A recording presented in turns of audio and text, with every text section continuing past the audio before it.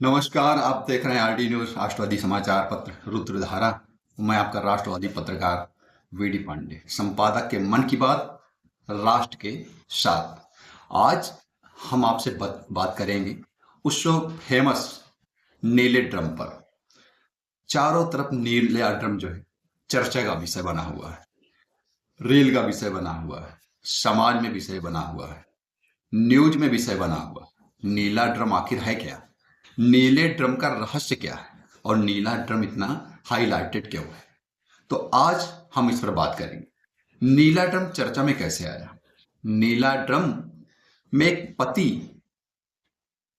पति नीले ड्रम में कैसे समाया और पत्नी ने कैसे की बेवफाई। इसी का परिणाम है नीला ड्रम। जैसा कि आप लोगों ने समाचार के माध्यम से, न्यूज़पेपर के माध्यम से देखा कि किस तरह एक बेवफा पत्नी ने अपने पति को नीले ड्रम में उसका जो है क्रियाकर्म कर दिया।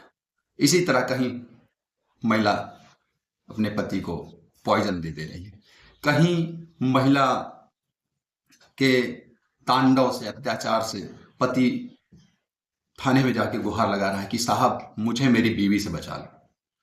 तो ये कौन सी बीवियां हैं, कौन से लोग हैं जिनकी वजह से आज आधुनिक समय का पढ़ा लिखा इंजीनियर, मैनेजर, बड़े बड़े पदों पर पढ़ा लिखा टैलेंटेड व्यक्ति वीडियो बनाकर सुसाइड करने को मजबूर है।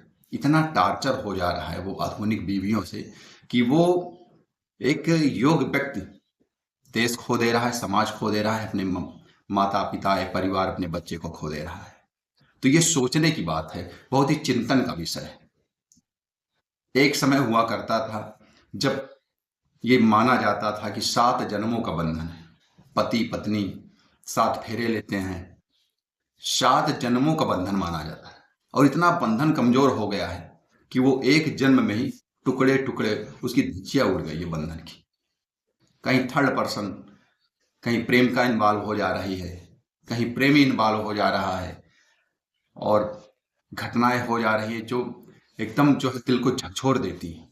ऐसी ऐसी वीडियोज, ऐसे ऐसे न्यूज, ऐसे ऐसे समाचार जो पूरे तन मन और हृदय को एकदम जो है पिघल कर देते हैं कि ये समाज में हो क्या रहा है। इसका मूल कारण है हमारे संस्कार में कमी। कॉन्वेंट जैसी शिक्षा जिसमें हाय बाय टाय चाय के अलावा कुछ नहीं है, संस्कार नहीं है, मर्यादा नहीं है। माता पिता का ना सम्मान मर्यादा रह गया है, ना भाई भाई के प्रति प्रेम रह गया है, ना पति पत्नी के बीच का जो बंधन प्रेम होता है वो रह गया है। बस सारे रिश्ते नाते वो स्वार्थ पर डिपेंड हो गए।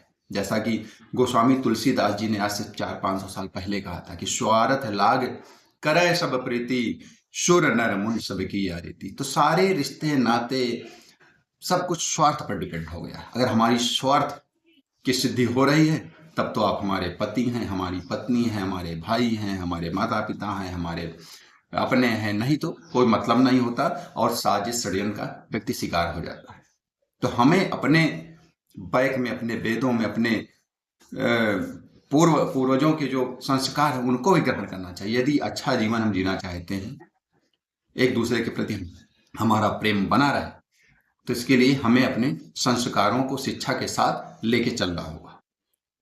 इसी के साथ मैं यही कहना चाहूंगा कि नीले ड्रम के खौफ को खत्म किया जाए और संस्कारों को ग्रहण किया जाए, जिससे 7 जन्मों की जो मान्यता है, बंधन है, वो बंधा रहे और इतना टुकड़े टुकड़े हो ना हो, समाज में उसका गलत मैसेज न जाए। और उन बंधुओं के लिए भी जो महिलाओं से टार्चर या परेशान होकर सुसाइड करते हैं, ऐसा नहीं करना है कि हर समस्या, हर विपत्ति, हर आपदा का हल है, नियम है, कानून है, समाज है। हमको उसमें संघर्ष करना है, उसका निराकरण करना है, उन समस्याओं से निजात पाना है। मौत को गले लगा लेना, खुद से साइड में लग जाना, सुसाइड कर लेना ही किसी समस्या का हल नहीं है।